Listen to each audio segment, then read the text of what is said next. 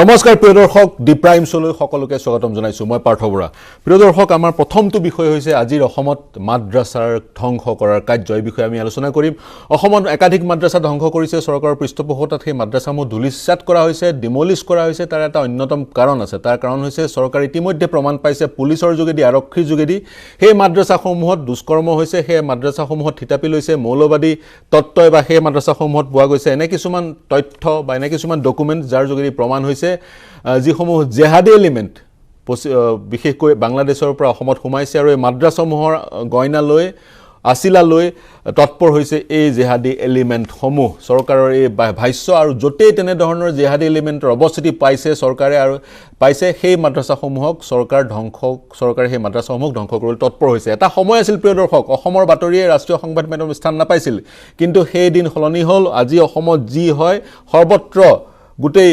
ভাৰতবৰ্ষত চৰ্চা হয় বিশেষকৈ মাদ্ৰাছাৰ সমগ্ৰ বিষয়টো মই ক'ব বিচাৰিম ভাৰতবৰ্ষৰ মুছলিম সমাজে ইয়াৰ প্ৰতিক্ৰিয়া প্ৰকাশ কৰিছে বিশেষকৈ বহুকেইটা ৰাজনৈতিক দলে ইয়াৰ প্ৰতিক্ৰিয়া প্ৰকাশ কৰিছে মুছলিম সমাজক প্ৰতিনিধিত্ব কৰা ৰাজনৈতিক দলে প্ৰকাশ কৰিছে কিন্তু প্ৰিয় দৰ্শক আমি তেওঁলোকে কি ধৰণে প্ৰতিক্ৰিয়া কৰিছে বা সমগ্ৰ ভাৰতৰ মুছলিম সমাজে সমগ্ৰ বিষয়টো কেনেধৰণে গ্ৰহণ কৰিছে সেয়া জনাটো দৰকাৰ বিভিন্ন সময়ত আমি স্থানীয় যিসকল মুছলিম সমাজৰ প্ৰতিনিধি বা মুছলিম সমাজৰ প্ৰতিনিধিত্ব কৰা ৰাজনৈতিক দলসমূহৰ প্ৰতিনিধিক মাতি আমি কথা বতৰা পাতোঁ কিন্তু অসমৰ বাহিৰত কি ধৰণৰ প্ৰতিক্ৰিয়াৰ সৃষ্টি হৈছে সেয়াও এক গুৰুত্বপূৰ্ণ বিষয় বিশেষকৈ আমি সিএৰ সময়ত দেখিছিলোঁ সিএ মুভমেণ্ট অসমতো বিৰোধী মুভমেণ্ট অসমতো আৰম্ভ হৈছিল কিন্তু অসমৰ উদ্দেশ্য এই যে আন্দোলন সেই আন্দোলনৰ উদ্দেশ্য কিন্তু বিকৃত ৰূপত উপস্থাপন হৈছিল অসমৰ বাহিৰত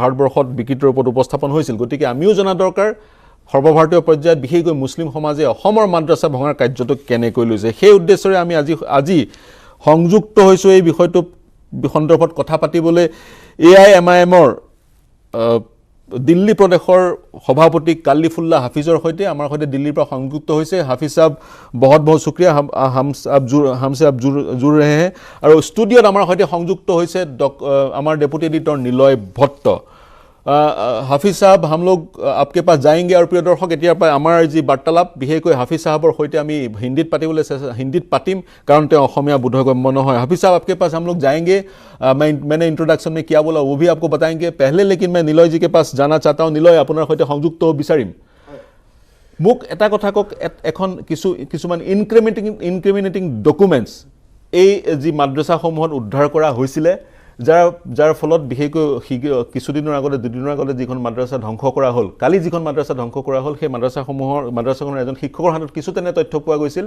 যাৰ ফলত চৰকাৰে পদক্ষেপ ল'লে বুলি চৰকাৰে ক'ব খোজে সেয়া ভাল বেয়া পিছৰ কথা কি প্ৰভাৱ পৰিব নপৰিব বা মাদ্ৰাছা ধ্বংস হ'লেই অসমৰ পৰা একেবাৰে মৌলবাদী নোহোৱা হৈ যাব নে সেই পিছৰ কথা কিন্তু সেই ডকুমেণ্টখনৰ ব্যাখ্যা আপুনি কেনেদৰে কৰে প্ৰথম কথা পাৰ্থ মই ক'ব বিচাৰিম যে যিটো আমি হাফিজুল্লাহ মাৰ্কাজুল মাৰিফ মাদ্ৰাছাৰ কথা কৈছোঁ মাৰ্কাজুল মাৰিফ মাদ্ৰাছা প্ৰায় ৩৫ বছৰ আগতে তাত স্থাপন কৰা হৈছিল মাৰ্কাজুল মাৰিফত প্ৰায় ২০০ৰ অধিক তাত ছাত্ৰ আছিলে তাত শিক্ষা তেখেতে ছাত্ৰসকলে তাৰ পৰা গ্ৰহণ কৰিছিলে বিশেষকৈ যি ইছলাম ধৰ্মীয় শিক্ষা আছে বা মাদ্ৰাছাত যি শিক্ষা প্ৰদান কৰা হয় তেনেকুৱা শিক্ষা তাৰ পৰা তেখেতসকলে আহৰণ কৰিছিলে এটা কথাটো হ'ল যে মাৰ্কাজুল মাৰিফ মাদ্ৰাছাত এনে কি আছিলে যাৰ বাবে এই মাৰ্কাজুল মাৰিফ মাদ্ৰাছাটো ধ্বংস কৰি দিয়া হ'ল প্ৰথম কথা আমি সবেই দেখিছোঁ মাৰ্কাজুল মাৰিফত দুটা বুলডোজাৰ তাত লগোৱা হৈছিলে মাদ্ৰাছাটো একেবাৰে ধ্বংস কৰি দিয়া হৈছে আৰু লগতে তাত যেতিয়া all India United democratic front বা AIUDFৰ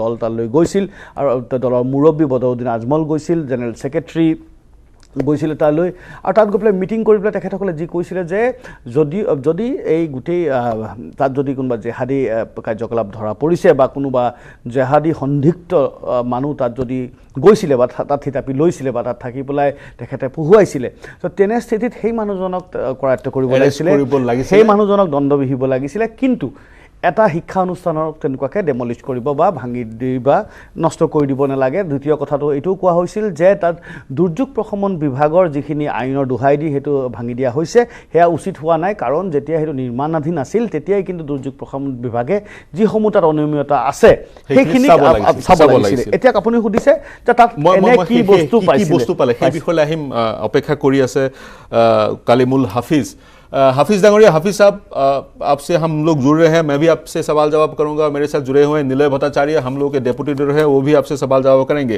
पहले आपसे जानना चाहेंगे, आसाम में जो हो रहा है, मदरसास को तोड़ा जा रहा है। हाल ही में कल एक मदरसास को तोड़ा गया और निलय भट्टा का कहना है, इसने निगरानी रखी थी पूरे पूरे पूरे इस न्यूज़ में, उनका कहना है 200 स्टूडेंट्स पढ़ रहे थे इस मदरसे में और इसमें से एक टीचर पाया गया है allegedly was involved in activities related to fundamentalist। तो AIMIM के जो चीफ हैं असदुद्दीन ओवैसी साहब, उन्होंने भी अपना बयान जारी किया है। उन्होंने कहा कि रात को बच्चों को वहाँ से निकाला जाता है, सुबह सुबह मदरसा को तोड़ दिया जाता है। तो आपकी पार्टी इस पूरे मुद्दे को कैसे देख रहे हैं? देखिए, भारतीय जनता पार्टी जहां जहां भी सरकार में है, वो अल्पसंख्यकों को, खासतौर से मुसलमानों को टारगेट कर रही है। भारतीय जनता पार्टी की एक ऑफिशियल पॉलिसी बन चुकी है कि वो मुसलमान और इस्लाम से नफरत करती है। इसीलिए उन्होंने आसाम में पहले जो गवर्नमेंट एडेड मदरसा थे या जो मदरसा बोर्ड था, उसको उन्होंने खत्म करके पहले उन्हें स्कूल में कन्वर्ट किया। उसके बाद अब वो जो ऑन एडेड और जो दूसरे मदारिस हैं, उन पे उनकी नजर है। जो ये वाकया हुआ है, जिसको आधी रात को बच्चों को खाली करने को कहा गया और 12 घंटे से कम के नोटिस में उस पूरी बिल्डिंग को ढा दिया गया, ये जो बुलडोजर जुरिस्प्रूडेंस जो शुरू किया है बीजेपी ने, ये लोकतंत्र के लिए, इंसानियत के लिए, भारत के अल्पसंख्यकों के लिए बहुत खतरनाक है। आखिर भारत के संविधान में पूरा प्रोसीजर लेट डाउन है। अगर कोई चीज अवैध है, पहली बात तो ये, अगर टीचर किसी ऐसी एक्टिविटी में इन्वॉल्व था जो कि गैर संवैधानिक है, तो उसके खिलाफ आप केस चलाइए, उसे अरेस्ट कीजिए, उसको कोर्ट के थ्रू सजा दिलाइए, उसे साबित करिए कि वो गलत एक्टिविटी में इन्वॉल्व था। ये आपको अधिकार कहां से मिल गया कि आप वो जिस इदारे में या जिस मदरसे में पढ़ा रहा था, उस मदरसे की बिल्डिंग को 12 घंटे के नोटिस में आप तोड़ दें और बाद में फिर आप झूठे इल्जाम लगाएं कि साहब ये अवैध था। अगर अवैध था तो आपने फिर उसके पीछे पूरी प्रोसीजर फॉलो क्यों नहीं किया? तो ये किसी भी लोकतांत्रिक सरकार के लिए इस तरह का कार्य करना एक तानाशाही है। कलीमुद्दीन साहब, यहाँ पे आपको टोकना चाहूंगा। एक छोटा सा सवाल है कि राज्य के मुख्यमंत्री ने ये काफी पहले ही साफ कर दिया था कि मदरसों में अगर इस तरीके की गतिविधियां पाया जाए तो उस मदरसे को ढा दिया जाएगा, उस मदरसे को बंद कर दिया जाएगा। और उन्होंने इससे करीबन 15-16 दिन पहले ही बोला था कि ऐसे गतिविधियों को बर्दाश्त नहीं किया जाएगा, जिस भी मदरसों में ऐसे चीज पाया जाएगा उसको बंद कर दिया जाएगा। दूसरी ओर है कि यूपी में देखा जाए तो वहां भी मदरसों की गिनती शुरू हो गया है, वहां भी उसके हिसाब रखा जा रहा है कि वहां के मदरसे अब किस तरीके से चल रहे हैं। यहाँ भी ऐसे एक फरिश्त बनाने की कोशिश किया जा रहा है कि यहाँ की जो मदरसे हैं, उस मदरसों में वैसे कितने मदरसे यहाँ पर है जहाँ जो तंजीम बोर्ड के अंदर है, जिसके पास ऑथराइजेशन लेटर है, और ऐसे कितने सारे मदरसे हैं जिनके पास कोई भी कागज, कोई भी ऑफिशियल डॉक्यूमेंट्स नहीं है, वो अपनी मर्जी से मदरसे चला रहे हैं। तो इस सूरत में मुख्यमंत्री या राज्य सरकार काफी साफ था, उनके मंसूबे काफी साफ थे। ये फिर तो हेमंत विश्व शर्मा को ही हाई कोर्ट का चीफ जस्टिस बना देना चाहिए और कई मामलों में तो सुप्रीम कोर्ट का जस्टिस उन्हीं को बना देना चाहिए या वहां से कोर्ट खत्म कर देने चाहिए। फिर जो मुख्यमंत्री होगा वही जजमेंट देगा और वही पे बुलडोजर लेके पहुंच जाएगा तोड़ने के लिए। ये क्या मजाक बनाया हुआ है बीजेपी ने? ये किसने इनको अधिकार दे दिया? देश में संविधान है, संविधान में बाकायदा एक प्रोसीजर है, चुनी हुई सरकार के एक सीमित अधिकार है, वो चिन्हित कर सकते हैं, वो प्रॉब्लम को आइडेंटिफाई करके जो एजेंसीज हैं, जो इदारे हैं, उनको बोल सकते हैं। अगर आप लोकतंत्र के जो 4 स्तंभ हैं, उसमें पहला अगर स्तंभ विधायिका है तो दूसरा स्तंभ न्यायपालिका है, तीसरा स्तंभ आपके व्यवस्था जनाब यहाँ पे फिर से जनाब एक पॉइंट यहाँ पे फिर से मैं लाना चाहूंगा आपके सामने कि एक तंजीम बोर्ड बोल के भी एक चीज होता है। जो तंजीम बोर्ड इन मदरसों का मदरसों में क्या पढ़ाया जाएगा, कौन कैसे पढ़ाया जाएगा, उनका कैसे शिक्षा वहां पे हो रहा है, इनको जो रिलीजियस जो स्टडीज है उनके साथ मॉडर्न स्टडीज उनको मुहैया किया जा रहा है कि नहीं, उनको दिया जा रहा है कि इसके लिए एक तंजीम बोर्ड है। और यह मदरसा तो तंजीम बोर्ड के तहत ही आता है, क्योंकि 35 साल पुराना मदरसा है, तो निहायत वो तंजीम के अंदर उसके अंडर होगा ही।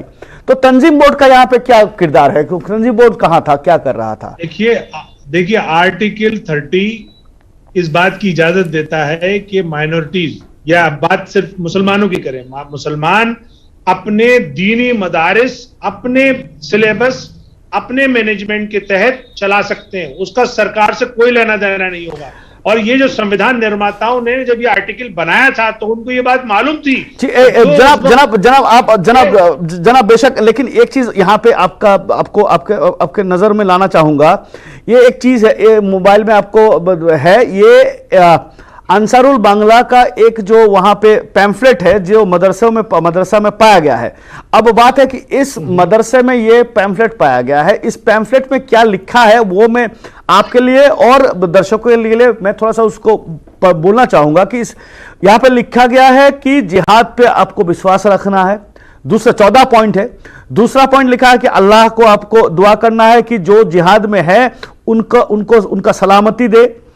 तीसरा है कि यहां पे लिखा है कि आपको जिहाद को हर सूरत में, हर कीमत में मदद करना है। दूसरा है कि जिहाद के लिए आपको पैसा वहां कलेक्ट करना है। उसके बाद लिखा है कि जिहाद के लिए आपको ज़कात देना है। तीसरा है कि जो मुजाहिद है उन मुजाहिदों को सपोर्ट करना है, उन मुजाहिदों के इलाज के लिए आपको पैसा देना है, उन मुजाहिदों के जो फैमिलीज है, उनके जो रिश्तेदार है जो पीछे रह जाते हैं उनको आपको देखभाल करना है। तो ऐसे 14 पॉइंटों का पैम्फलेट वहां पाया गया है जो बच्चों के बीच, जो लोगों के बीच बांटा गया है। अब मदरसों में या मदारिस में ऐसे लिफाफों का, ऐसे पैम्फलेट का क्या काम? देखिए, पहले तो मैं अपनी आर्टिकल वाली बात पूरी करूं। जी जी। भारत का संविधान ये इजाजत देता है कि मुसलमान अपने दीनी मदारिस चला सकते हैं, उसके लिए फंड कलेक्ट कर सकते हैं, उसमें अपना सिलेबस लागू कर सकते हैं और सरकार उसमें मुदाखलत नहीं करेगी। इसलिए वो आर्टिकल बना था, क्योंकि सरकारों की नीयतें खराब होती हैं। सरकार ताकत के नशे में चूर होकर अल्पसंख्यकों पर जुल्म ढा सकती है, जिस तरह के जुल्म ये आपकी आसाम सरकार ढा रही है। अब आता हूं मैं आपके नंबर पे, आपकी बात पर। देखिए, लिफ्ट मिला आपको वहां और उसमें कुछ ऐसी ऑब्जेक्शनेबल बात लिखी हुई है तो उसके खिलाफ आप कार्रवाई कीजिए। दूसरी बात, ये जो जिहाद लफ्ज है इसको जो गलत तरीके से आप लोग इस्तेमाल करते हैं। जिहाद बहुत ही पाक और बहुत ही मतलब एक कहना चाहिए बहुत पायस लफ्ज है इस्लाम में। सवाल इसको जब आप आतंकवाद से जोड़ देते हैं तब ये प्रॉब्लम क्रिएट करता है। वो आतंकवादी, कोई भी घटना वो आतंकवादी है और उसके खिलाफ आपको उतनी सख्त कार्रवाई करनी चाहिए जो कि हमारा संविधान कहता है। उसके हम बिल्कुल फेवर में नहीं है और हम चाहते हैं कि पुलिस सख्त कार्रवाई करे। लेकिन ये सरकार को किसने अधिकार दे दिया कि अगर वहां पे एक लीफलेट मिला तो आप पूरा मदरसा तोड़ देंगे? ये क्या तानाशाही है? ये तो तानाशाही में भी नहीं होता। तब भी ऐसा नहीं होता। जी जी हाफिज साहब, लेकिन आपने ये बात बताई, आप विरोध कर रहे हैं मदरसा को तोड़ने वाली असम में जो हो रहा है, लेकिन आप लोग का अगला स्टेप क्या है? आप लोग कोर्ट के पास जाएंगे, कोर्ट में कोई पिटीशन डालेंगे या क्या करेंगे? आपने बताया ये आप विरोध कर रहे हैं कि असम सरकार एक के बाद एक मदरसा ऐसे डिमोलिश करते जा रहे हैं, क्योंकि जिस मदरसा में असम के मुख्यमंत्री ने बता दिया कि जिस मदरसे में ऐसे डॉक्यूमेंट्स मिलेंगे या ऐसे संदिग्ध लोग मिलेंगे उस मदरसा को तोड़ दिया जाएगा, साफ कर दिया है। तो आप लोग का अगला स्टेप क्या रहेगा?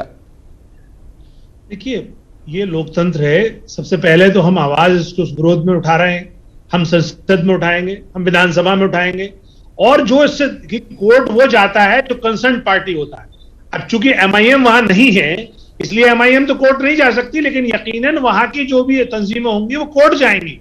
क्योंकि अभी तो कोर्ट है, अभी ये तो संविधान है मुल्क में, तो इस तरह की तानाशाही तो हम बर्दाश्त नहीं करेंगे। लेकिन सबसे बड़ी अदालत होती है वो जनता की होती है। अब जनता की अदालत में हम आपके थ्रू जा रहे हैं। अब आपके प्रोग्राम को जो भारत की जनता देख रही है, हम उससे ये अपील करते हैं कि इस मुल्क में आतंकवादी जो तय हो जाता है, जिसको पता होता है, जैसे महात्मा गांधी को जिसने गोली मारी, उसने कहा मैंने गोली मारी, उसका भी केस चला, उसको भी फांसी हुई। तो इसका मतलब ये हुआ कि इस मुल्क में कानून व्यवस्था है। तो अगर किसी मदरसे में कोई गलत बात हो रही है, कोई आतंकवादी गतिविधि है, तो उसके खिलाफ कोर्ट केस में जाना चाहिए, अदालत में चलना चाहिए, अदालत का ऑर्डर आना चाहिए कि इसे तोड़ दिया जाए। मुख्यमंत्री के पास ये राइट कब से आ गया कि वो किसी गतिविधि की बिना पर किसी की बिल्डिंग को ढा दे? ये सरासर तानाशाही, हिटलरशाही और देश को ये आप बहुसंख्यकवाद की तरफ, फांसीवाद की तरफ ले जा रहे हैं। आप लोकतंत्र की हत्या कर रहे हैं। हाफिज साहब, लोकतंत्र में मोहब्बत करते हैं, उनको सबको खड़े हो जाना चाहिए इनके खिलाफ। तानाशाही बर्दाश्त नहीं करना चाहिए। हाफिज साहब, एक चीज को आपको यहाँ पे थोड़ा सा नजर डालना होगा कि जो राज्य है, जिस राज्य की बात हम कर रहे हैं, असम की बात कर रहे हैं, ये बांग्लादेश से सटा हुआ है। एक तो इन्फिल्ट्रेशन का बात है, दूसरा इन्फिल्ट्रेशन के सूरत में वहाँ के जो अलगाववाद जो तत्व है या जो टेररिस्ट ऑर्गेनाइजेशन है, जिनका तार मिडल ईस्ट से जुड़ा हुआ है, ऐसे लोग यहाँ घुस आ रहे हैं। ऐसे 5 विदेशियों को अभी भी सरकार तलाश कर रही है जो फरार है। और जो यहाँ के अब सोचिए, बोंगाईगांव एक तरफ है, दूसरी तरफ मोरीगांव है, तो वो बोंगाईगांव से आके मोरीगांव में के मदरसे में वो रह रहे हैं। वहाँ पे जो लड़के बच्चे हैं, उनको इस तरीके से इंडोक्ट्रिनेट किया जा रहा है। इस तरीके का जो पढ़ाई है वो पढ़ा रहे हैं, उनको इंडोक्ट्रिनेट कर रहे हैं, उनको रेडिकलाइज कर रहे हैं।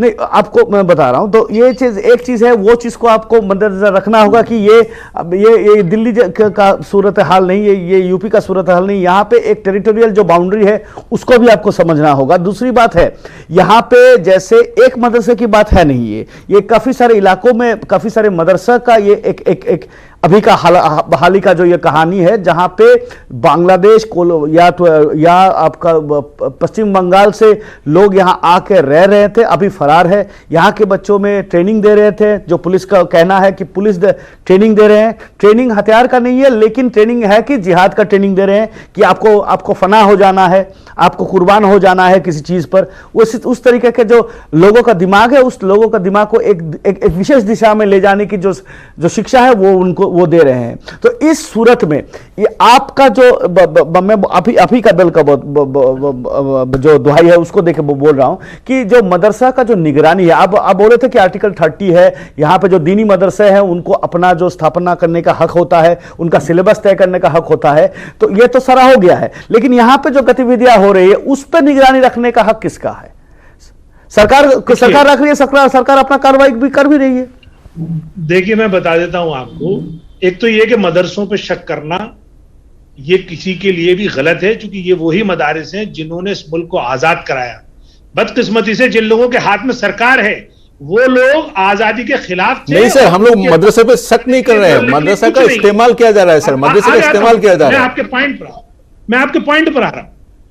एक किताब है बाइज्जत बरी, उसमें इसी तरह की स्टोरीज हैं। 50 सैकड़ों बच्चे ऐसे थे जिनको पुलिस ने ऐसी अपनी स्टोरी बनाई जैसी आप लोग बता रहे हैं, और स्टोरी बनाकर उनको जेलों में डाल दिया। 20-20 साल, 25-25 साल वो जेलों में रहे, फिर बाद में कोर्ट से बाइज्जत बरी हुए। तो पूरी एक पूरी कहानी है, बहुत मोटी किताब है। एक गैर मुस्लिम ने, तो यहाँ जो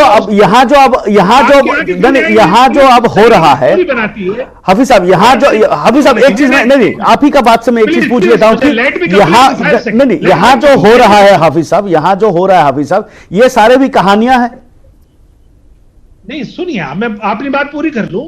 जी बोलिए सर, बोलिए हाफिज साहब, बोलिए। देखिए, मुल्क में कानून व्यवस्था है, एक अदालत है। जब पुलिस कोई कहानी बनाती है तो अदालत में लेके जाती है। जब तक वो अदालत में अपनी कहानी को प्रूफ नहीं करेगी, वो प्रूफ नहीं माना जाएगा उसको। अगर वो प्रूफ नहीं कर पाएगी तो अदालत उसे छोड़ देगी। सवाल ये है कि हम मीडिया में ही ये तय कर देते हैं कि ये साफ गुनहगार है। अरे भाई, पुलिस का जो ट्रैक रिकॉर्ड है, खासतौर से यूएपीए को लेके या आतंकवादी गतिविधियों को लेके, वो हार्डली 2% भी नहीं है जो कन्विक्शन रेट है। वो क्यों नहीं है? क्योंकि ये सब बायस्ड होके झूठी स्टोरी करती है पुलिस।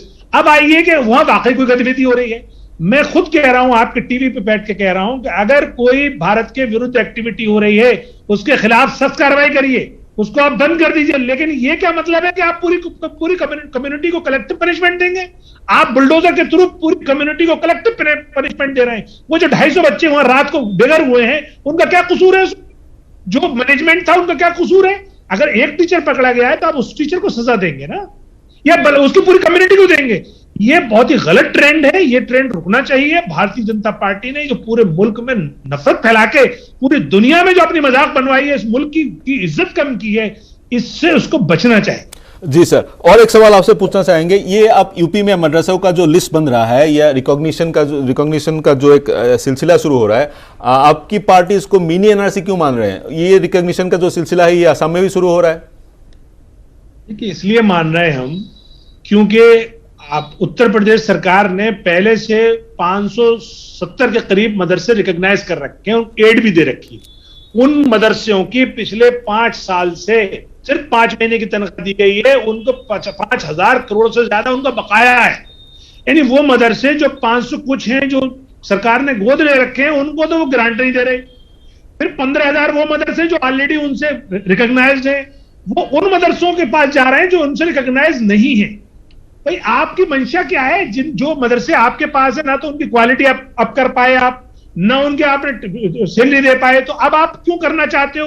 वो सिर्फ इसलिए करना चाहते हैं कि अब 2024 की उन्हें तैयारी करनी है, माहौल को हिंदू मुस्लिम में बांटना है, मदरसे सॉफ्ट टारगेट उनके हो सकते हैं। और खुद वहां के मंत्री ने यह कहा कि हम डाटा कलेक्ट करना चाहते हैं। तो डाटा कलेक्ट करके क्या करोगे आप? फिर हैरेसमेंट करोगे, फिर उनकी डाटा को कलेक्ट करके अगर उनमें जो थोड़ी बहुत कमी पाई जाएगी फिर उनको आप पनिश करोगे। यही एनआरसी में करना है आपने।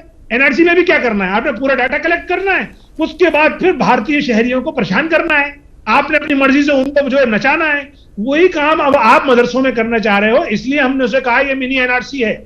इस सरकार की मंशा बिल्कुल साफ है कि ये मुसलमानों को और इस्लाम से नफरत करती है, ये उनको परेशान करना चाहती है, इसलिए हम इस पर सवालिया निशान उठा।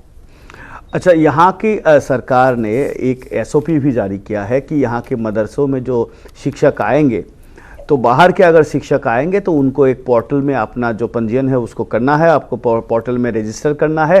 और एसओपी 5 पॉइंट्स का एक एसओपी है। और दूसरी बात है, ये इमाम में भी लागू होता है, इमाम मस्जिदों में इमाम में भी लागू होता है, मदरसों में हाफिज जो मौलाना है वो उन पे भी लागू होता है। दूसरी चीज़ और एक है कि अभी साहब एक चीज़ और है कि यहाँ के मुख्यमंत्री और पुलिस प्रशासन दोनों का कहना है कि असम को दिलो जान से चाहने वाले जो मुसलमान हैं यहाँ के, वो सरकार की मदद कर रहे हैं। वो इन मदरसों का जो गतिविधि है उसका अब जो मालूमात है वो सरकार को दे रही है, और वो चाह रहे हैं कि ऐसे चीज़ यहाँ पे ना हो, ऐसे चीज़ जो कर रहे हैं उनको पकड़ा जाए। और दूसरी बात है कि एक चीज़ जो समुदाय कौम में ये चीज़ जो फैला हुआ है इसको बिल्कुल ख़त्म कर दिया जाए। तो वो कहना है कि असम को जो दिलो जान से चाहते हैं ऐसे मुसलमान सरकार की मदद कर रही है, और बाकी जो है तो है ही, आप जानते ही हैं।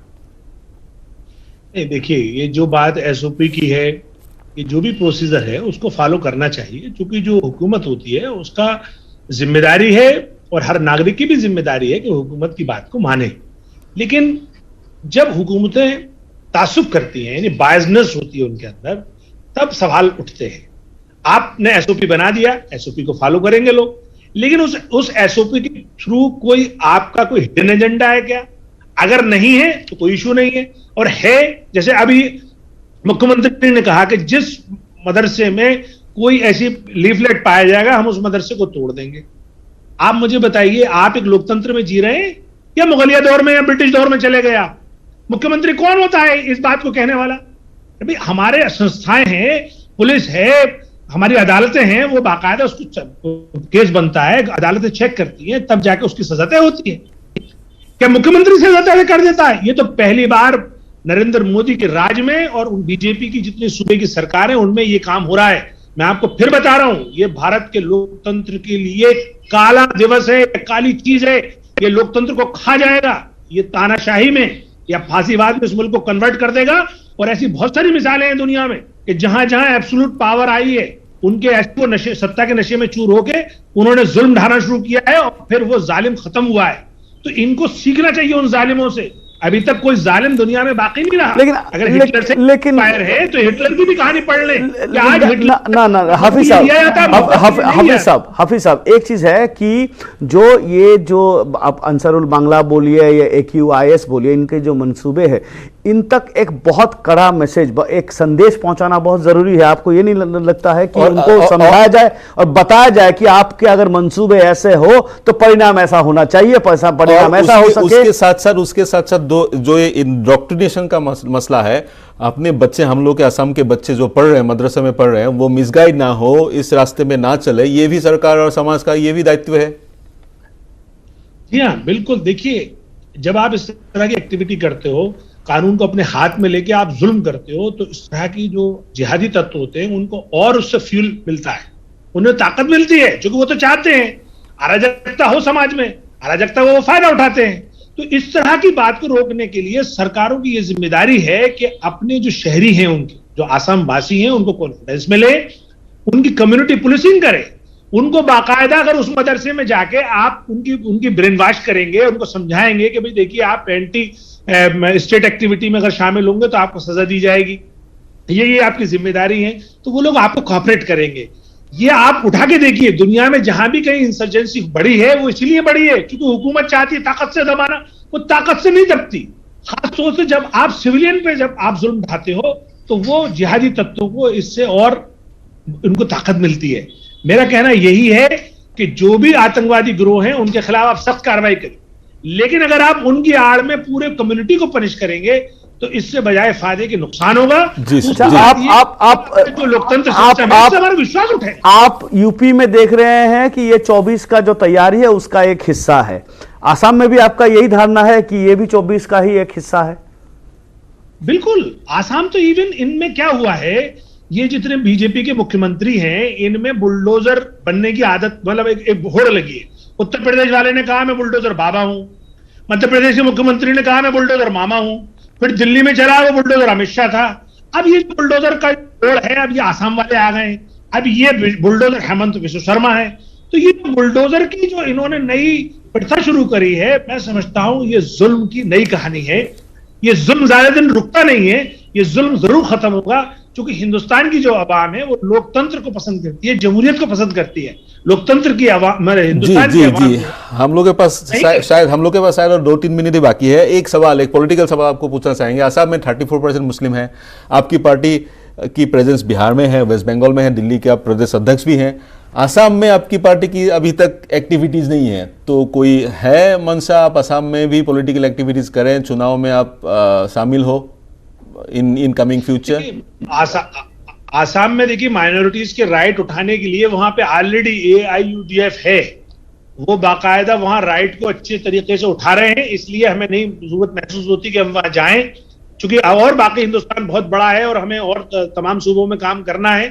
खास तौर से आसाम को लेकर अभी हमारा कोई प्लान नहीं।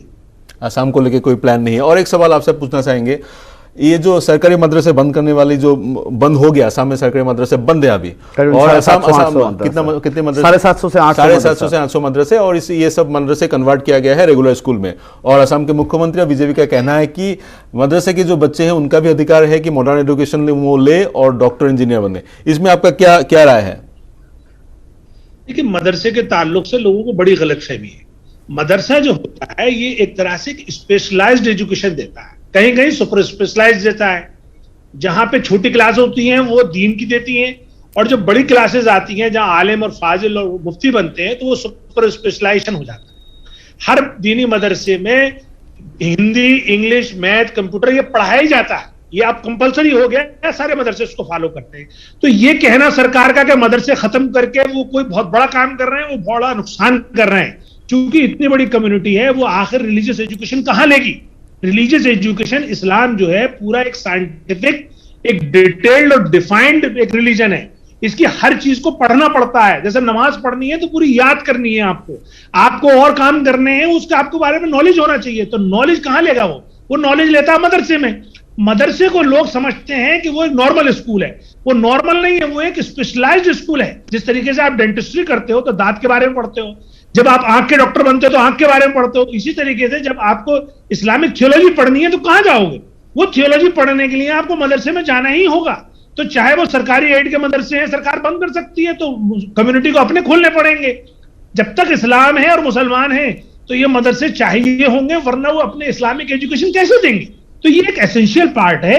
इसके बारे में जो गलतफहमी और भ्रम फैलाया गया है कि ये कोई जो मॉडर्न एजुकेशन है उसका रिप्लेसमेंट है, नहीं। मॉडर्न एजुकेशन तो इसमें दी जाती है एज ए एलिमेंट्री, लेकिन जो इसका स्पेसिफिक पर्पज है वो इसकी अपनी थियोलॉजी जो या इस्लामिक दीन की जो नॉलेज है वो दी जाती है, और जो दी जाती रहेगी, वो चाहे सरकार उसे बंद करे या खोले, वो चलता रहेगा काम। जी, बहुत बहुत शुक्रिया। मुझे ब्रेक लेना है। प्रिय दर्शक, এটা বিরতি ল'ব লাগিব। हम लोगों से जुड़ने के लिए हाफिज साहब आपको बहुत बहुत धन्यवाद। এটা বিরতি ল'ব লাগিব নিলয় ভট্ট। বিৰতিৰ পিছত আমি অন্য এটা বিষয় লৈ যাম। আমাৰ সৈতে সংযুক্ত হোৱাৰ কাৰণে নিলয় ভট্ট আপোনাক ধন্যবাদ জ্ঞাপন কৰিছোঁ। আমি কিটো কথা জানিলোঁ, অসমৰ বাহিৰৰ লোকসকলে বিশেষকৈ অসমত মাদ্ৰাছা ভঙাৰ এই গোটেই বিষয়টো কেনেধৰণে বুজিছে আৰু বুজাৰ পিছত কেনেধৰণে উপস্থাপন কৰিছে তাৰ এক আভাস পালোঁ। পৰৱৰ্তী সময়তো এই যি আমাৰ প্ৰক্ৰিয়া আমি চলাই গৈ থাকিম, কিন্তু এটা বিৰতি ল'ব লাগিব, শীঘ্ৰে ঘূৰি আহিম। নমস্কাৰ প্ৰিয় দৰ্শক, বিৰতিৰ পিছত সকলোকে পুনৰ স্বাগতম জনাইছোঁ। প্ৰিয় দৰ্শক, এবাৰ অন্য এটা বিষয়টো হৈছে প্ৰথমতে বাতৰিটো সকলোৱে আজি গম পাইছে, প্ৰসিদ্ধ সমাজ বিজ্ঞানী, আমাৰ সময়ৰ এজন অন্যতম সৰ্বশ্ৰেষ্ঠ সমাজ বিজ্ঞানী ডক্টৰ প্ৰফুল্ল মহন্তৰ আজি 81 বছৰ বয়সত মৃত্যু হ'ল, দেহাৱসান ঘটিলে। বহুদিনৰ পৰা তেওঁ কৰ্কট ৰোগত আক্ৰান্ত হৈ আছিলে। তেওঁ অভিযোগ উত্থাপন হৈছে চৰকাৰৰ বিৰুদ্ধে, তেওঁৰ অৱসৰকালীন যি প্ৰাপ্য সেই প্ৰাপ্য তেওঁৰ ওপৰত অভিযোগ উত্থাপন হৈছে। কিন্তু প্ৰিয় দৰ্শক, প্ৰফুল্ল এনে এগৰাকী ব্যক্তি আছিলে, মই ক'লোৱে আমাৰ সময়ৰ সৰ্বশ্ৰেষ্ঠ তেওঁ সমাজ বিজ্ঞানী আছিলে, সুলেখক, সাহিত্যিক, আৰু তেওঁ যিকেইখন কিতাপ লিখিছে তাৰ অন্যতম এখন অসমীয়া মধ্যবিত্ত শ্ৰেণীৰ ইতিহাস।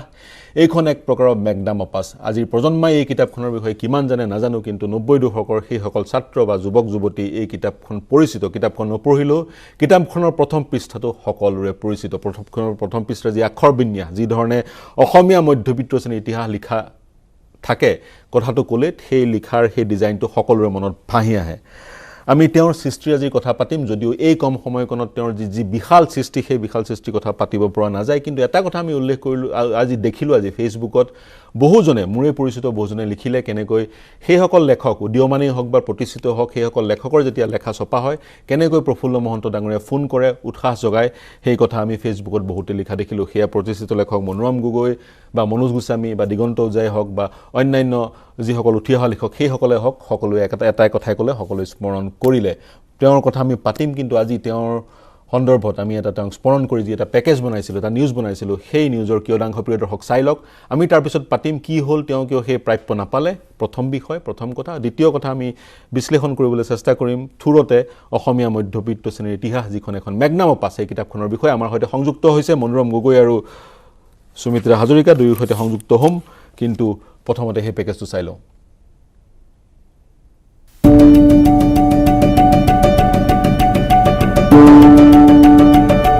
বিশিষ্ট লেখক, ভাষাবিদ, গৱেষক তথা শিক্ষাবিদ ডক্টৰ প্ৰফুল্ল মহন্তৰ দেহাৱসান। অসমীয়া সমাজ জীৱনৰ অন্যতম অভিভাৱক স্বৰূপ ডক্টৰ মহন্ত জটিল ৰোগত আক্ৰান্ত হৈ ভেটাপাৰাত থকা বাসগৃহত শয্যাশায়ী হৈ আছিল। GNRCৰ ICUত চিকিৎসাধীন হৈ থকা অৱস্থাত অৱশেষত মৃত্যু সাৱটি ল'লে এইগৰাকী বৰেণ্য ব্যক্তিয়ে। ভেৰি পজিটিভ, কেতিয়াও নিগেটিভ কথা নকয়, কেতিয়াও নিগেটিভ কথা নকৈছিল। নিজক কেতিয়াও ফ'কাছ কৰিবলৈ নিবিচাৰে। এখন গাড়ীত, মই বড়ো মানুহৰ গাড়ীত গৈছিলোঁ, তেওঁলোকৰ মানুহকেইজনে কৈছিলে, বাইদেউ ছাৰক জানে আমাৰ মানুহবিলাকে ঈশ্বৰৰ নিচিনা ভাবে বোলে। মোৰ জীয়ৰী হিচাপে আক্ষেপ যে মই দেউতাক আৰু 3 মাহ জীয়াই ৰাখিব নোৱাৰিলোঁ। দেউতাই মোক এইটো কথাই কৈছিলে, মোক আৰু 3 মাহ জীয়াই ৰাখ, মই মোৰ কামখিনি সম্পূৰ্ণ কৰি থৈ যাম। কিন্তু সেইটো কৰিব নোৱাৰিলে, সেই আক্ষেপটো মোৰ ৰৈ গ'ল। দুৰ্ভাগ্যজনকভাৱে চাকৰি জীৱনত পাবলগীয়া প্ৰাপ্যখিনি নোপোৱাকৈ সংসাৰৰ পৰা মেলানি মাগিলে ডক্টৰ প্ৰফুল্ল মহন্তই। যেতিয়া মই অকলশৰে মই আৰু ভাইটিয়ে GNRCত ইফালৰ পৰা সিফাল দৌৰি ফুৰিছিলোঁ নহয়, আমি টকাৰ কাৰণে ঘূৰি ফুৰা হৈছিলে, দেউতাৰ ট্ৰিটমেণ্টৰ কাৰণে ডক্টৰৰ পিছত ঘূৰি ফুৰিছিলোঁ। সেই সময়ত কিন্তু আমাৰ কাষত আমি হাত বঢ়াই পেলাই কোনো মানুহ পোৱা নাছিলোঁ। অসমৰ এজন মানুহ দেউতাৰ সন্মুখত মৃত্যুমুখী মানুহজনৰ, সেইজনক দেউতাক চাবলৈ নাই মানুহ আহিছিলে নে আমাৰ সন্মুখত, আমাৰ কাষত কোনোবাই থিয় দিছিলে। 1994 চনত মৰিয়নি কলেজৰ অধ্যাপকৰ চাকৰি এৰি উত্তৰ গুৱাহাটীৰ আনন্দৰাম বৰুৱা ভাষা কলা সংস্কৃতি সংস্থাত যোগদান কৰিছিল তেওঁ। 2005 31 ডিচেম্বৰত তেওঁ এবিলাকৰ সঞ্চালক পদৰ পৰা অৱসৰ গ্ৰহণ কৰে। কিন্তু চাকৰি জীৱনত মহন্তই পাবলগীয়া ধন সম্পূৰ্ণৰূপে নাপালে। উপায়হীন হৈ আইনৰ আশ্ৰয় লোৱা ডক্টৰ মহন্তক 7 বছৰৰ পিছত গুৱাহাটী উচ্চ ন্যায়ালয়ে 2 মাহৰ ভিতৰত অধ্যাপকৰ স্কেলত বেতন নিৰ্ধাৰিত কৰি সমুদায় ধন আদায় দিবলৈ চৰকাৰক নিৰ্দেশ দিছিল। কিন্তু উচ্চ শিক্ষা বিভাগৰ আয়ুক্ত সচিবক সকলো নথিপত্ৰ দিয়াৰ পিছতো একো কামত নাহিল। প্ৰায় 18 বছৰ ধৰি সংশ্লিষ্ট মন্ত্ৰীৰ অনুমোদনৰ অপেক্ষাতেই টেবুলত পৰি ৰ'ল প্ৰফুল্ল মহন্তৰ ফাইল। চৰকাৰৰ ফালৰ পৰা কোনো সাহায্য নাই। আৰু দেউতাই যেতিয়া শূন্য হাত লৈ পেলাই এইবিলাকৰ ডাইৰেক্টৰশ্বিপৰ পৰা যেতিয়া ৰিটায়াৰমেণ্ট হয়, তেতিয়াতো একেবাৰে শূন্য হাত, দেউতাক পাবলগীয়া পইচাখিনিও নাপালে। বিশিষ্ট সমাজ বিজ্ঞানী তথা চিন্তাবিদগৰাকীৰ 1941 চনত নগাঁৱৰ জাজৰিত জন্ম হৈছিল। 13খনকৈ গৱেষণামূলক গ্ৰন্থ আৰু 3খন উপন্যাস ৰচনা কৰা শিক্ষাবিদগৰাকীৰ আটাইতকৈ মহত্তম সৃষ্টি অসমীয়া মধ্যবিত্ত শ্ৰেণীৰ ইতিহাস নামৰ গ্ৰন্থখন। প্ৰিয় দৰ্শক, সেয়া আছিল আমাৰ বাতৰি। আজি সেই বাতৰি পৰিৱেশন কৰিছিলোঁ। আমিও শ্ৰদ্ধা জ্ঞাপন কৰিছোঁ, স্মৰণ কৰিছোঁ ডক্টৰ প্ৰফুল্ল মহন্তক। মই পোনে পোনে আমাৰ সৈতে ইতিমধ্যে মই জনালোৱে, প্ৰিয় দৰ্শক, আমাৰ সৈতে সংযুক্ত হৈ আছে মনোৰম গগৈ আৰু সুমিত্ৰা হাজৰিকা। প্ৰথম মনোৰম গগৈ আপোনাৰ ওচৰলৈ আহিম, কিন্তু পোনে পোনে মই সুমিত্ৰা হাজৰিকা বাইদেউ আপোনাৰ ওচৰলৈ যাব বিচাৰিছোঁ। কথাটো হ'ল, এনে এজন প্ৰতিষ্ঠিত থকা ব্যক্তি, যি এক অৱদান আছে অসমীয়া জাতিৰ প্ৰতি, অসমীয়া সাহিত্যৰ প্ৰতি, অসমৰ সমাজ বিজ্ঞানৰ ক্ষেত্ৰখনৰ প্ৰতি, সেই ব্যক্তিজনৰ শেষৰ দিনকেইটাত এনেধৰণৰ অৱস্থা, অৰ্থসংকটত তেওঁ ভুগিলে। বহুদিন ধৰি তেওঁ কৰ্কট ৰোগেৰে যুঁজি আছিলে, আৰু শেষৰ দিনটোত তেওঁৰে পুত্ৰীয়ে, তেওঁৰে সন্তানে অভিযোগ কৰিছে, তেওঁৰ সন্তানৰ অভিযোগ শেষৰ দিনকেইটাত সেইজন ব্যক্তিৰ ওচৰত কিন্তু কোনো নাছিলে। এতিয়া আপুনি যিহেতু পৰিয়ালটোৰ সৈতে যথেষ্ট ঘনিষ্ঠ, অকণমান আমাক জনাব নেকি, চৰকাৰৰ পৰা যি পাবলগীয়া আছিলে তেওঁ উচ্চ ন্যায়ালয়ৰ হস্তক্ষেপটো সেয়া নাপালে, আচলতে কি হ'ল? হয়, ধন্যবাদ। আচলতে ক'বলৈ এতিয়া মোৰ ভাষাই হেৰাইছে, কাৰণ প্ৰফুল্ল মহন্ত এনে এজন ব্যক্তি আছিল, তেওঁ সম্পৰ্কে ইতিমধ্যে আপোনাৰ প্ৰতিবেদনত সকলো কথা উল্লেখ কৰিছেই। তদুপৰিও আমি অতি ঘৰুৱা হিচাপে মই তেখেতৰ ক'ব গ'লে মোৰ পিতৃতুল্যই নহয়, তেখেত মোৰ বৰ ককাই, আৰু তেখেত মোৰ গোটেই জীৱনৰ মানে আদিপাঠ শিকোৱা মানুহজনেই, নীতি আদৰ্শ আদিপাঠ শিকোৱা মানুহজনেই আছিল ডক্টৰ প্ৰফুল্ল মহন্ত। গতিকে মই যেতিয়া গুৱাহাটীলৈ আহিছিলোঁ, মোৰ গুৱাহাটীখন আছিলে একেবাৰে অচিনাকি, একো মই চিনি নাপাওঁ, আৰু সেই গুৱাহাটীখনত মোৰ এখন ঘৰ আছিল, সেইখন ডক্টৰ প্ৰফুল্ল মহন্তৰ ঘৰখন। মই সেইখন ঘৰলৈকে কাৰ্যালয়ৰ ছুটিৰ পিছত মই গৈছিলোঁ, আৰু যোৱাৰ পিছত সেইখন ঘৰৰ পৰাই মই সকলো মোৰ জীৱনৰ দিক নিৰ্দেশনা সকলোখিনি মই পাইছিলোঁ। এতিয়া সেই মানুহজন, যিজন এইবিলাকৰ ডাইৰেক্টৰ হৈ অৱসৰ ল'লে, সেই মানুহজনে মৃত্যু মুহূৰ্তলৈকে তেওঁ পাবলগীয়া ধনৰাশিও নাপালে, আমিও লিখিছোঁ। তেখেত আচলতে কি আছিলে? তেখেত মানুহজন কোন আছিলে? তেখেত কিবা সন্ত্ৰাসবাদী আছিল নে তেখেত কিবা অন্যান্য ধৰণৰ কিবা সমাজ বিৰোধী ব্যক্তি আছিল, যি কাৰণে তেওঁ কিবা আইনৰ কাঠগড়াত থাকি গ'ল, যি কাৰণে তেখেতে পাবলগীয়া তেখেতৰ টকাকেইটাও তেওঁ নাপালে শেষ মুহূৰ্তলৈকে। ইমান তিলকৈ মানুহজনৰ মৃত্যু হ'ল, মই কাষৰ পৰা পাইছোঁ। মই শেষ মুহূৰ্তলৈকে, যদিও মই কালি নিশাটো মই তেওঁৰ লগত নাই, তাৰ আগতো মই আছোঁ, তাৰ আগতো মই তেওঁৰ ঘৰলৈ গৈছোঁ, তেওঁৰ কাষত বহিছোঁ। তেওঁ এটা কথাই কৈ গ'ল যে এইবিলাক কি হ'বগৈ, মোক কচোন তহঁতি, মোৰ টকাবোৰ পামনে? মই তেতিয়া কৈছিলোঁ নিশ্চয় পাব, আইনে আপোনাৰ পক্ষত খাৰা হৈছে, আপুনি নিশ্চয় পাব। তো মোৰ মৃত্যুৰ পিছত মোৰ টকাখিনি মোক নালাগে, মোৰ চিকিৎসাৰ কাৰণে মোৰ টকাখিনি লাগে। কিন্তু সেই মানুহজনে কাটৰ আহ্বান কৰিও গুচি গ'ল, আক্ষেপ লৈ গুচি গ'ল। আমাৰ ক'ব গ'লে আমাৰ জাতিৰ এটা বিবেক কোনোদিন তেওঁ আপোচ কৰা নাছিলে, আৰু তেখেতে অত্যন্ত সৎ আৰু প্ৰগতিশীল এজন ব্যক্তি। হয়তো আৰু অসমত দ্বিতীয়জন আছে বহুত, কিন্তু এনেকৈ প্ৰফুল্ল মহন্তৰ নিচিনাকৈ পাবলৈ নাই। হয় বাইদেউ, হয়, মই আজি অত্যন্ত আক্ষেপেৰে কৈছোঁ।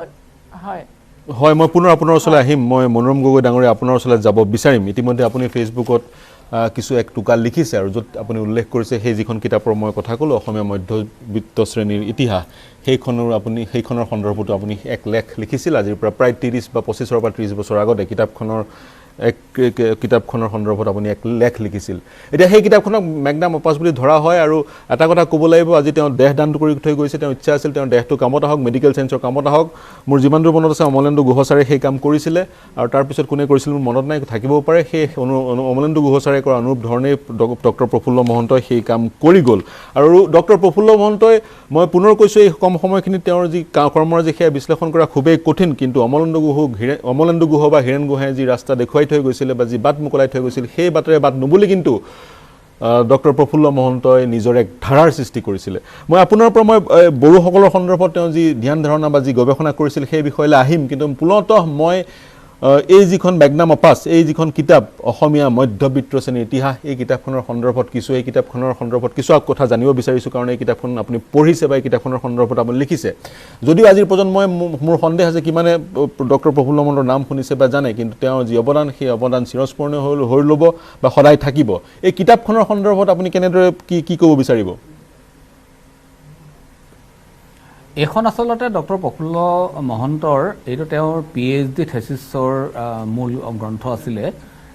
আৰু এইখন ডক্টৰ হীৰেণ গোহাঁইৰ তত্ত্বাৱধানত তেখেতে PhD লাভ কৰিছিলে গুৱাহাটী বিশ্ববিদ্যালয়ৰ পৰা আৰু এই গ্ৰন্থখনত তেখেতে কিছু সংযোজন বিয়োজন ঘটাই গ্ৰন্থ হিচাপে প্ৰকাশ কৰিছিলে আৰু মই কোনোবা এখন 90ৰ দশকৰ আগভাগত কোনোবা এখন গ্ৰন্থমেলাৰ কিতাপখন পাই মই কিতাপখন ঘৰলৈ কিনি আনিছিলোঁ আৰু কিতাপখন পঢ়িবলৈ আৰম্ভ কৰাৰ পিছত কিতাপখন শেষ নকৰাকৈ আচলতে এৰিব নোৱাৰি মোৰ এতিয়াও মনত আছে যে কিতাপখনত আমি নজনা অসমৰ বিশেষকৈ যিটো শিক্ষিত মধ্যবিত্ত শ্ৰেণী আমি ইংৰাজী শিক্ষাৰে শিক্ষিত এটা মধ্যবিত্ত শ্ৰেণী আমি সদায় জানো সমাজত সেই শ্ৰেণীটোৰ বিশেষ ধৰণৰ ভূমিকা থাকে বিভিন্ন ধৰণৰ ৰাজনৈতিক সামাজিক বৌদ্ধিক সাংস্কৃতিক সকলো দিশতে ভূমিকা থাকে গতিকে সেই শ্ৰেণীটোৱে ব্ৰিটিছ শাসিত অসমখনত বা তাৰ পৰৱৰ্তী সময়ত ব্ৰিটিছৰ পৰা স্বাধীনতা লাভ কৰাৰ পিছত পৰৱৰ্তী সময়ছোৱাত কেনেধৰণেৰে এই মধ্যবিত্ত শ্ৰেণীটোৱে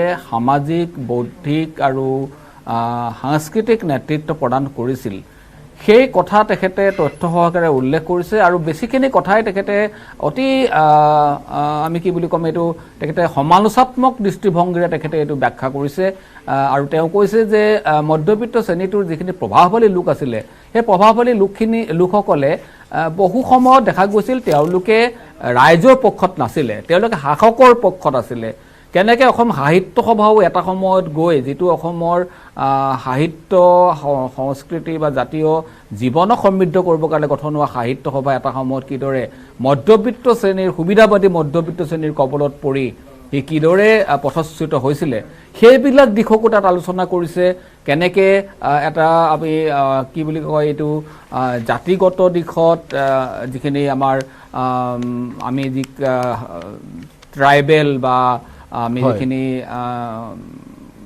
যিখিনি মানুহক আমি একদম নিম্ন বিশেষকৈ আৰ্যদম্ভৰ কথা উল্লেখ কৰিছে আৰ্যপতৰ যি দম্ভ বা এক সেই উচ্চ মধ্যবিত্ত দম্ভ আৰু তেখেতে যিটো বৰ্ণ হিন্দু শ্ৰেণীৰ যিটো আধিপত্যবাদে কিদৰে এই যিখিনি আমাৰ ট্ৰাইবেল বা আমাৰ যিখিনি জনগোষ্ঠীয় লোকসকলক এই গোটেই মূল অসমীয়া সমাজৰ ধাৰাটোৰ পৰা আঁতৰাই পঠাইছিলে আৰু তেওঁলোকক সামৰি ল'ব নিবিচৰা যিটো প্ৰৱণতা আছিলে সেই সময়ত মধ্যবিত্ত শ্ৰেণীটোৰ সেইটোৱে কেনেকৈ সমাজ জীৱনৰ ক্ষতি কৰিছিলে আৰু সি এতিয়াও সি কেনেদৰে সত্য প্ৰমাণিত হৈ আছে এই গোটেইবোৰ কথা অতি তন্নতন্নকৈ যুক্তি তথ্যৰে তেখেতে এই মধ্যবিত্ত শ্ৰেণীৰ ইতিহাসত তেখেতে দাঙি ধৰিছিলে আৰু এই গ্ৰন্থখন মই ভাবোঁ যে অসমৰ প্ৰতিজন ব্যক্তিয়ে পঢ়িব লাগে নতুন প্ৰজন্মই পঢ়িব লাগে এই গ্ৰন্থখনত আমি নজনা ইতিহাসৰ পাতৰ এনেকুৱা কিছুমান ঘটনাৰ বিষয়ে গম পাম তথ্য সহকাৰে জানিব পাৰিম যাৰ পৰা যিখিনি ভালকৈ জানি আমি আত্মসমালোচনাৰে এটা নতুন ধৰণৰ বাট এটা আমি সমাজক উত্তৰণ ঘটাব পৰা নতুন বাট এটা আমি পাব পাৰোঁ সেইকাৰণে বহুতে কৈ গৈছে এইখন অসমীয়া মধ্যবিত্ত শ্ৰেণীৰ ইতিহাসখন এখন বেদ সদৃশ অসমীয়া মধ্যবিত্ত শ্ৰেণী কেনেকৈ নিজৰ চৰিত্ৰ কেনেকৈ প্ৰদৰ্শন কৰি আহিছিলে ব্ৰিটিছ শাসিত অসম আৰু তাৰ পৰৱৰ্তী সময়ছোৱাত সেই কথা ডক্টৰ প্ৰফুল্ল মহন্তদেৱে উল্লেখ নিজৰ কিতাপখনত উল্লেখ কৰি গৈছে হয় মনোৰম গগৈ ডাঙৰীয়া প্ৰফুল্ল মহন্ত ডাঙৰীয়া সেই কিতাপখনত সেই সকলোখিনি উল্লেখ কৰিছে আৰু নতুন প্ৰজন্মৰ সকলো লোকে এই কিতাপখন পঢ়া উচিত বা কিতাপখনত কি লিখা আছে অতি গৱেষণামূলকভাৱে এই কিতাপখন ৰচনা কৰা হৈছিলে মই আপোনাৰ পৰা তেওঁৰ লগত আপোনাৰ যি সান্নিধ্য আপুনি ইতিমধ্যে ফেচবুকতো লিখিছে বা অন্য সকলো মই লিখা দেখিছোঁ আপোনাৰ লেখা পাব্লিছ হ'লে বা আপুনি কিবা এটা লিখিলে তেওঁ ফোন কৰে বা অন্যান্য লেখকসকলৰ কিবা লেখা যদি নিউজ পেপাৰত বাতৰি কাকতত প্ৰকাশ পায় তেওঁ ফোন কৰে উৎসাহ যোগায় তেনেধৰণৰ এক ব্যক্তি আছিল তেওঁ মই এটা বিৰতি ল'ব লাগিব তেওঁৰ এই কথাখিনি আপোনাৰ পৰা জানিব বিচাৰিম বিৰতিৰ পিছত পুনৰ মই বাইদেউৰ ওচৰলৈ যাম এই কথাখিনি জানিব বিচাৰিম আপোনাৰ পৰা জানিব বিচাৰিম বড়ো জাতিৰ সন্দৰ্ভত তেওঁ যি কিছু কাম কৰি থৈ গৈছে 2-3খন তেওঁ কিতাপ লিখি থৈ গৈছে বিশেষকৈ শংকৰদেৱ আৰু বড়ো জাতি 2014 চনত যি এখন কিতাপ প্ৰণয়ন কৰিছে সেই বিষয়ে জানিব বিচাৰিম কিন্তু এটা বিৰতি ল'ব লাগিব বিৰতিৰ পিছত আমি এই আলোচনা আগবঢ়াই লৈ যাম শীঘ্ৰে ঘূৰি আহিম নমস্কাৰ প্ৰিয় দৰ্শক বিৰতিৰ পিছত সকলোকে পুনৰ স্বাগতম জনাইছোঁ প্ৰিয় দৰ্শক আমাৰ হাতত 10 মিনিটমান সময় আছে আমি আৰু ডক্টৰ প্ৰফুল্ল মহন্তৰ কথা তেওঁৰ কৰ্মৰাজিৰ বিষয়ে পাতিবলৈ চেষ্টা কৰিম তেওঁৰ যিখন কিতাপ অসমীয়া মধ্যবিত্ত শ্ৰেণীৰ ইতিহাস কিন্তু তাৰ আগলৈকে আমি জনাত লিখা হোৱা নাছিল বা যি ধৰণে গৱেষণামূলকভাৱে ডক্টৰ লিখিছিল সেই ধৰণে লিখা হোৱা নাছিল নগেন শইকীয়াৰ অসমীয়া মানুহৰ ইতিহাস তাৰ পিছত আহিছে বা অসমীয়া মানুহৰ ইতিহাস অন্য এক বিষয়ক লৈ অসমীয়া মানুহৰ জেনেচিছটো তেওঁ লিখিব চেষ্টা কৰিছিল বিশেষকৈ এন্থ্ৰপ'লজিকেল নৃতাত্ত্বিক দৃষ্টিভংগীৰ পৰা দৃষ্টিকোণৰ পৰা যি এক চিন্তা ডক্টৰ প্ৰফুল্ল মহন্তৰ আছিলে সেই চিন্তাৰ সৈতে মতানৈক্য থাকিব পাৰে কাৰোবাৰ, কিন্তু তেওঁৰ যি চিন্তা শক্তি বা তেওঁ যি চিন্তাৰ এক ধাৰা দি গৈছে সেই চিন্তাৰ ধাৰাৰ বেহু ভাঙিবলৈ কিন্তু যুক্তিৰ শক্তি লাগিব। সেয়ে আছিল তেওঁৰ সেই কিতাপসমূহৰ গভীৰতা। মই মনোৰম গগৈ আপুনি যিহেতু তেওঁৰ ঘনিষ্ঠ আছিলে বা তেওঁৰ সৈতে সঘনাই যোগাযোগ হৈছিলে, গতিকে তেওঁৰ ব্যক্তিত্বৰ বিষয়ে কিছু জানিব বিচাৰিম। মই ইতিমধ্যে ক'লোৱে মই ফেচবুকত বিভিন্ন পোষ্ট পাইছোঁ, সকলোৰে লিখনি পঢ়ি তেওঁ ফোন কৰে, গতিকে তেওঁৰ ব্যক্তিত্বৰ বিষয়ে কিছু অকণ জানিব বিচাৰিম। তাৰপিছত তেওঁৰ কিতাপলৈ পুনৰ ঘূৰি আহিম, বাইদেউৰ ওচৰলৈ যাম। হয়, তেখেত অতি বিদ্বান আছিলে, তেখেত অতি সংস্কৃত আছিলে আৰু তেখেতে সদায় নতুন প্ৰজন্মক উৎসাহিত কৰিছিলে। মই ব্যক্তিগতভাৱে তেখেতৰ চিনাকি নাছিলে, কিন্তু তেখেতৰ কিতাপখন পঢ়ি যেতিয়া মই তেতিয়া কাম কৰা বুধবাৰ কাকতত কিতাপখনৰ ওপৰত এটা সমীক্ষা লিখিছিলোঁ, তেতিয়া তেওঁ প্ৰথমবাৰ লগ পোৱাৰ পিছত মোক সাৱটি ধৰিছিলে আৰু তেখেতে মোক কৈছিলে যে এই কিতাপখন প্ৰকাশ হোৱাৰ পাছত কোনো কাকত আলোচনীতে ইমান মানে ভালকৈ পঢ়া শুনা কৰি চিন্তা কৰি ইয়াৰ এটা ৰিভিউ ওলোৱা নাছিলে আৰু প্ৰথম ৰিভিউটো তুমিয়ে লিখিছা। গতিকে সেই যে মোৰ এটা সম্পৰ্ক হ'ল, সেই সম্পৰ্কটোৰ পিছত তেখেতে মোক পুত্ৰবৎ চেনেহ কৰিবলৈ আৰম্ভ কৰিলে আৰু মোৰ খবৰ সকলো সময়তে তেখেতে লৈ থাকে, মোৰ যিকোনো সময়তে মোক ফোন কৰিছিলে আৰু বিশেষকৈ তেখেতৰ নতুন কিতাপ যদি কেতিয়াবা প্ৰকাশ হয় তেওঁ কিতাপখনৰ বিষয়ে মোক প্ৰথমতে জনায় আৰু কেতিয়াবা তেওঁ কিতাপৰ কপি এটা কাৰোবাৰ সৈতে মোলৈ পঠাইও দিয়ে। বেছিভাগ কিতাপে মই আচলতে কিতাপ গ্ৰন্থমেলাৰ পৰা বা কিতাপৰ দোকানৰ পৰা সংগ্ৰহ কৰোঁ, তথাপি তেখেতে মই নাই পোৱা বুলি ভাবি পঠাই দিয়ে। আৰু তেখেতে এটা কথা মানে মোৰ ক্ষেত্ৰত, আৰু আপুনি যেতিয়া কৈছে আৰু অন্য ক্ষেত্ৰতো সেইটো হৈছে বুলি, গতিকে মোৰ কিবা এটা লেখা যদি কোনোবা কাকত আলোচনীত ওলায় আৰু তেখেতে যদি সেইটো চকুত পৰে, তেতিয়াহ'লে তেখেতে সেইটো ভালকৈ পঢ়ি তাৰ ওপৰত সদায় এটা তেওঁ মন্তব্য প্ৰদান কৰিছিলে। গতিকে এনেকুৱা ধৰণৰ এজন অভিভাৱক স্বৰূপ আৰু বিশেষকৈ বৌদ্ধিক অভিভাৱক এনেকুৱা নতুন প্ৰজন্মই আচলতে পোৱাটো এটা মই ভাবোঁ যে আমাৰ কাৰণে সৌভাগ্যৰ কথা আছিলে, কাৰণ তেখেতক আমি তেখেতৰ কৰ্মৰাজিৰ কাৰণে গভীৰভাৱে শ্ৰদ্ধা কৰিছিলোঁ আৰু তেখেতৰ যেতিয়া কৰ্কট ৰোগত আক্ৰান্ত হ'ল তেতিয়া তেখেতে এই খবৰটোও আমাক দিছিলে আৰু মোৰ নিজৰ আক্ষেপ থাকি গ'ল যে মোৰ নিজৰ বিভিন্ন অসুবিধাৰ বাবে, মোৰ ব্যক্তিগত ব্যস্ততাৰ বাবে তেখেতক যিমানখিনি তেখেতৰ কাষত মই থাকিব লাগিছিলে থাকিব নোৱাৰিলোঁ, কিন্তু তথাপি তেখেতৰ খবৰ মই প্ৰায়ে লৈ আছিলোঁ বিভিন্ন সূত্ৰৰ পৰা। আৰু তেখেতক আমি এবাৰ তেখেতে মোক ফোন কৰিছিলে তেখেতৰ আৰ্থিক দুৰৱস্থাৰ কাৰণে, তেতিয়া মই DY 365 চেনেলত কৰ্মৰত হৈ আছিলোঁ। তেখেতে মোক কৈছিলে মোৰ অতি অসুবিধা হৈছে চিকিৎসা কৰিবৰ কাৰণে, মুখ্যমন্ত্ৰী ডাঙৰীয়াক কিবা প্ৰকাৰে কৈ মেলি অলপ কেনেবাকৈ চিকিৎসা সাহায্য উলিয়াব পাৰে নেকি। মই সেই সময়ত মুখ্যমন্ত্ৰী তৰুণ গগৈৰ এগৰাকী বিষয়াক, মোৰ চিনাকি বিষয়াক ফোন কৰি তেখেতক সাহায্য কৰিব পাৰি নেকি এই সন্দৰ্ভে আলোচনা কৰিছিলোঁ আৰু তেখেতে ইতিবাচক সহায় জনাইছিলে। গতিকে মই যিমান পাৰোঁ মোৰ নিজৰ সীমিত সামৰ্থ্যৰে চেষ্টা কৰিছিলোঁ আৰু তেখেতক আচলতে মই ভাবোঁ যে তেখেতে আজি চিকিৎসাৰ কাৰণে যি ধৰণেৰে তেখেতে তেওঁ পৰিয়ালটোৱে অসুবিধা পাইছিলে, এইটো আচলতে তেখেতৰ নিচিনা এজন বিদ্বান মানুহ, তেখেতৰ গৱেষক, সমাজ জীৱনলৈ অৱদান আগবঢ়োৱা এজন লেখক, এজন কৃতবিদ্য লোকক চৰকাৰে নিজেই তেওঁৰ চিকিৎসাৰ দায়িত্ব বহন কৰিব লাগে, তেনেকুৱা এটা নীতি বা পলিচি আমাৰ নথকাৰ বাবে আজি এই ধৰণৰ হৈছে। হয় গগৈ ডাঙৰীয়া, বৰ দুখৰ কথা। ডক্টৰ প্ৰফুল্ল মহন্তৰ নিচিনা এজন ব্যক্তি, এজন সমাজ বিজ্ঞানী, তেওঁ চিকিৎসা কাৰণে তেওঁ অৰ্থৰ সংকটত ভুগিছিলে বা আমি সময়ে দেখা পাওঁ চৰকাৰে বিভিন্নজনক তেনেধৰণৰ সাহায্য প্ৰদান কৰে বা টেলিভিশ্যন চেনেলতো আমি তেনেধৰণৰ অনুষ্ঠান কৰোঁ যাতে সাহায্য সেইজন ব্যক্তিয়ে লাভ কৰে, কিন্তু ডক্টৰ প্ৰফুল্ল মহন্তৰ ক্ষেত্ৰত এনেধৰণৰ হোৱাটো খুবেই দুখজনক। সুমিত্ৰা হাজৰিকা বাইদেউ, আপোনাৰ ওচৰলৈ যাব বিচাৰিম। ইতিমধ্যে ৰোমন্থন কৰিছোঁৱে, তেওঁক শ্ৰদ্ধা জনাইছোঁ, আজিৰ দিনটো তেওঁক ৰোমন্থন কৰিছোঁ আৰু আমি কৈছোঁ নৱপ্ৰজন্মই তেওঁৰ বিষয়ে জনাটো খুবেই প্ৰয়োজন। তেওঁৰ যিকেইখন কিতাপ, সেইকেইখন কিতাপ গৱেষণামূলক কিতাপ, কেইখনৰ ওপৰতেই গৱেষণা হ'ব পাৰে যিমানখিনি তত্ত্ব তাত সোমাই আছে, কিন্তু সেয়া ঠিকেই, কিন্তু তেওঁ সেই বিভিন্ন শাৰীৰিক জটিলতা নেওচিও বিভিন্ন প্ৰবন্ধ, কাগজে পত্ৰ বিভিন্ন প্ৰবন্ধ লিখি থৈ গৈছে। সেয়াও এক ডাঙৰ সমল। তেওঁৰ কিতাপ পত্ৰ, তেওঁৰ প্ৰবন্ধ পাতি বা ক'ৰবাত তেওঁ যি ভাষণ প্ৰদান কৰিছিল সেই ভাষণৰ প্ৰতিলিপিসমূহ বা আহিবলগীয়া যিসমূহ আজিৰ প্ৰজন্মৰ কাৰণে সেইখিনি প্ৰিজাৰ্ভ কৰাৰ কিবা ব্যৱস্থা গ্ৰহণ কৰাৰ কথা আপুনি জানে নেকি?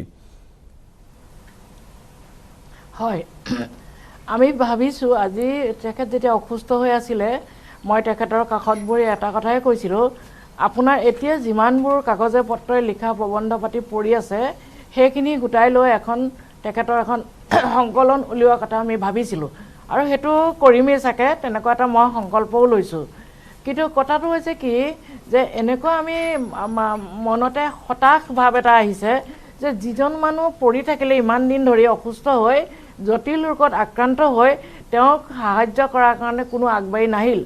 আমি জানো যে সত্যজিৎ ৰায় যেতিয়া পশ্চিমবংগত তেখেত যেতিয়া অসুস্থ হৈ আছিলে তেখেতক চৰকাৰে ঘৰটোত এটা মানে লিফ্ট বনাই দিছিলে, যে তেওঁ নামি আহিব পৰা অৱস্থাত নাছিলে, তেওঁক এটা লিফ্ট বনাই দিছিলে। তাৰপিছত তেওঁ ঘৰৰ কাষেদি হৰ্ণ বজাই গাড়ী যাবলৈ দিয়া নাছিলে, সেইখিনি সহমৰ্মিতা প্ৰকাশ কৰিছিলে চৰকাৰে।